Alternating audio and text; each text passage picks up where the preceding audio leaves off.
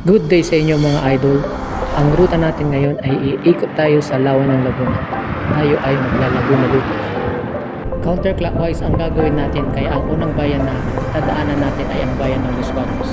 Solo ride muna ako at bago mag alas 4 ay umalis na ako sa bahay. Pipacing lang tayo ng maganda-ganda para hindi tayo malas magkagad. Papunta na ako na Los Baños. Time check 4:11. Try natin mag Laguna Loop kung kakayanin. Parang malayo-layo din kasi yun, almost 200 kilometers yun kung pupunta sa Hala-Hala. Pero kung sa Mabitak lang ang daan, mga nasa 175 kilometers. Madilim dito, pahon pa tayo, pero hindi natin makikita yung kalsada. Makikita lang pag may mga dumadang sasakyan na may ilaw. Dito lang tayo sa gilid para hindi naman tayo nasa alanganin. Nag-iisa lang kasi tayo, solo ride tayo, so dapat mag-iingat. Yan, may kasabay na ako, dalawa sila. Saan ang ride nyo? Ang ride nila ay sa Santa Cruz ng Paite, Laguna. Dito na pag-isip-isip ko na sasabay na ako sa inyo para may kasama ako.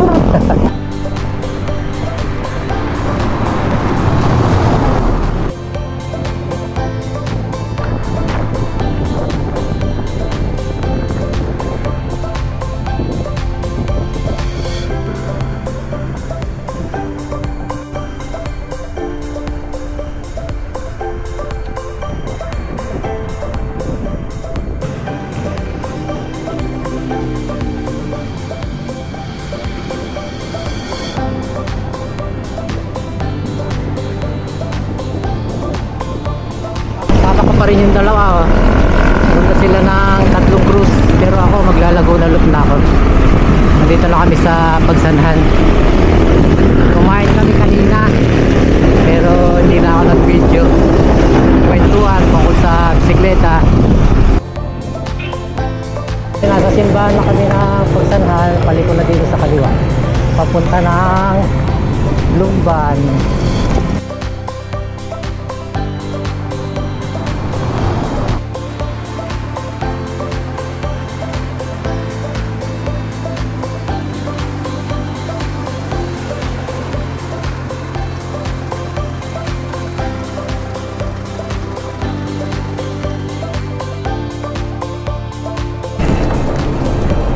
Meron tayo nakakasabay, marami. Yan o, isang peloton sila. Yun, pakaliraya sila. Aawon sila papunta ng Kaliraya. Nasa Lumban na kami. Time check 6:58, alas 7 na. Dito na sa Lumban.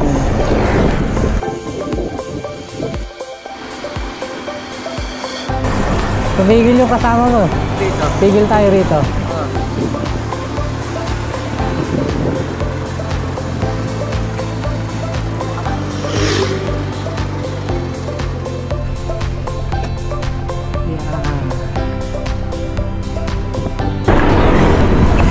Lusong kami.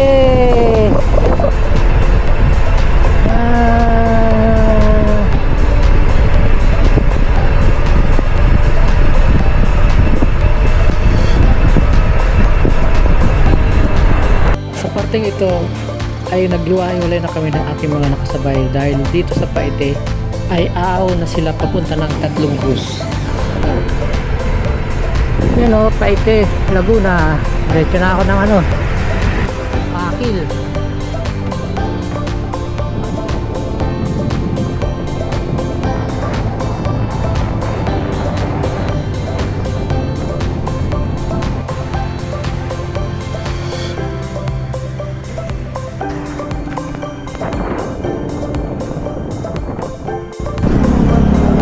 Kanina galing tayo sa kilometer 107 doon sa may Ural ng Lawa ng Laguna. Makikita mo yung dadaanan mo pag maglalaguna loop ka. So hindi lang ako nag-video doon kasi sarado na yung restaurant eh. Nagpa-alam lang para magpa-picture. So dito na ako sa Sinuluan. Papasok ng Sinuluan pala. Dito tayo sa looban tayo dadaan, hindi doon sa highway tayo dadaan kasi dito parang shortcut eh, makakabawas tayo ng ruta maiksi para makatipid sa lakas. Dito tayo sa looban, dadaan tayo ng bukid ng Sinuluan, Mabita.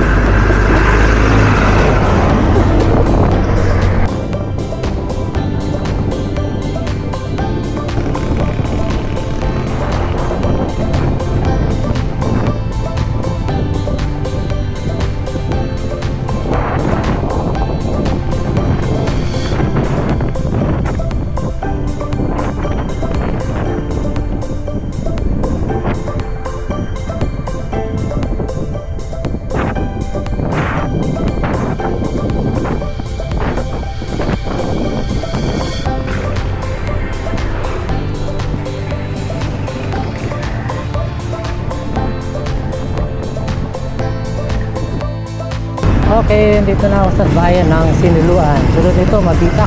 Malapit na ako. Welcome to Mabitak.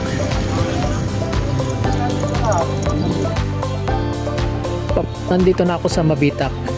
Pagdating natin sa may tulay, rekta na tayo papunta ng Hala-Hala. So, mahaba-habang padyakan yan. So, mula dito sa Mabitak hanggang sa Pinilya, dadaan tayo may punta sa Hala-Hala.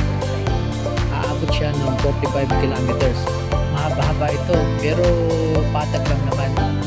Puro patag ang dadaanan mo.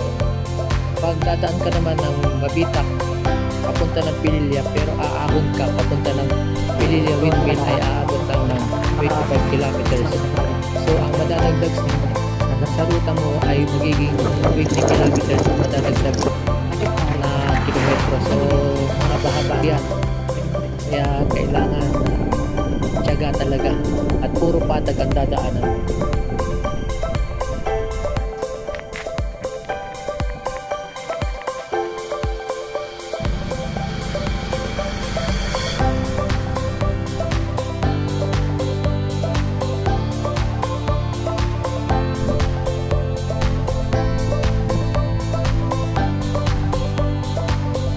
At habang ako ay nagpapahinga dito sa marker ng Barangay Punta, ay may dumating na 3 bikers na galing ng Tanay Rizal.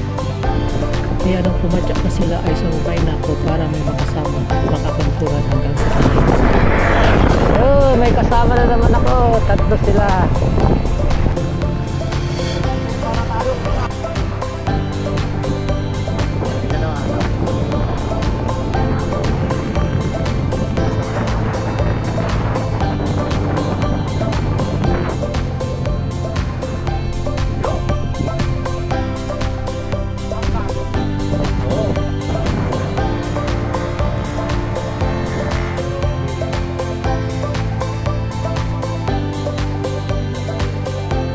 Pagdating ko sa Pililya Rizal ay bumitaw na ako sa aking mga nakasakay dahil nakakaramdam na ako ng gutom at dahil na rin sa init ng panahon, kaya kailangan kong magpahinga at kumain. Tirik na ang araw, alas 12 na ng tanghali, kaya kailangan muna tayong sumilong, magpahinga at kumain saglit. So papunta na ako ng Tanay, nakaka 113 kilometers na ako. So 87 kilometer pa para makauwi sa bahay. Iikot ako sa Laguna dito. Abot dito nasa 200 kilometer dito. Kasi ako ng Hala-Hala. So, almost 200 yun. So mga 85 kilometers pa ako. Dumaan muna ako dito sa simbahan ng Tanay, ang San Ildefonso de Toledo Parish Church. Ito ay isang lumang simbahan na sa panahon pa ng Kastila itinayo, na hanggang sa ngayon ay ginagamit pa ng mga mamamayan ng Tanay Rizal.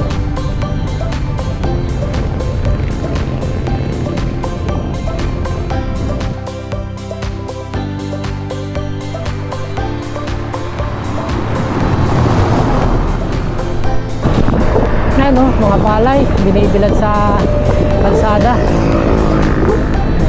Init, sobra init.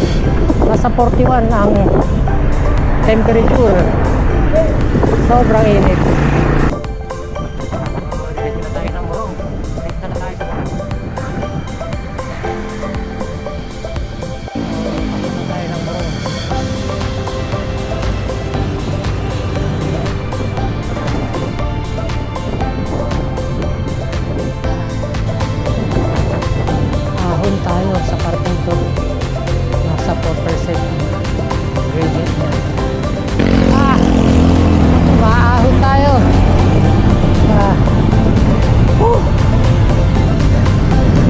init pa.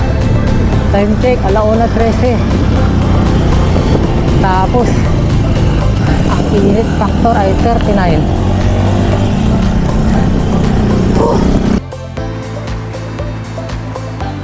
Pagkatapos ng ahon ay may lusog na mahaba ulit.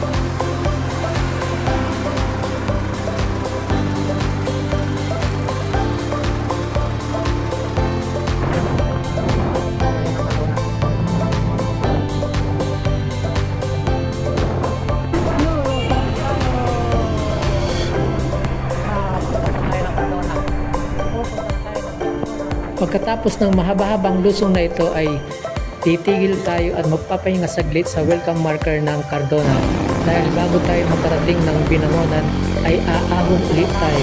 Cardona, aahon tayo. Papunta na to ng Binangonan. So ito na yung last na matinding ahon.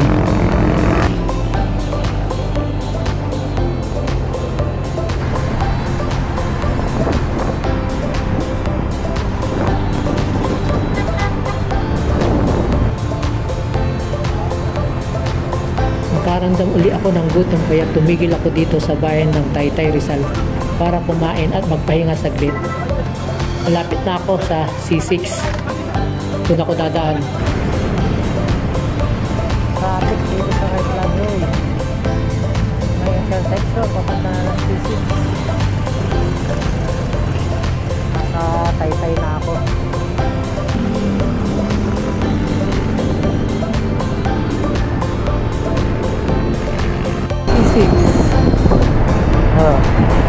Ito, pagkatawid nito C6 na.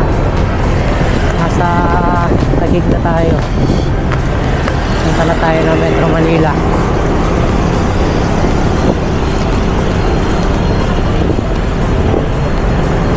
Akan sa C6.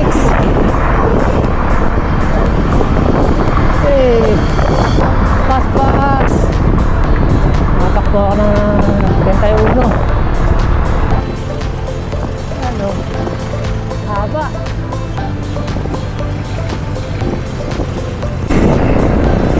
Nasa Muntinlupa na ako, National Highway.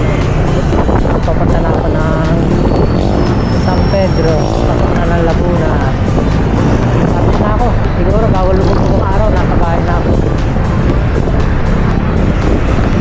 San Pedro na ako, papasok na ako ng Laguna. Ito na. Salamat.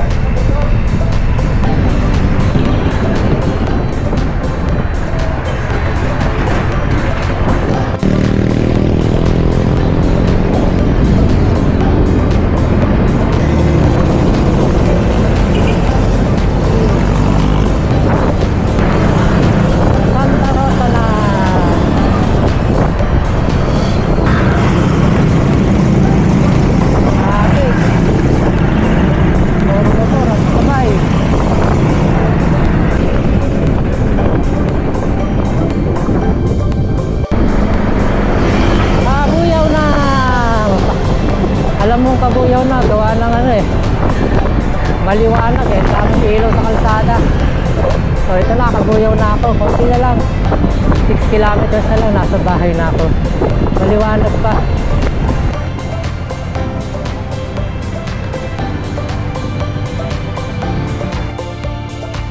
At bago dumilim ng husto ay nandito na ako sa Calamba City. 5:55 na nang dumating ako sa bahay. At dito magtatapos ang 191 kilometro Laguna Lake Loop via Halahala, Rizal.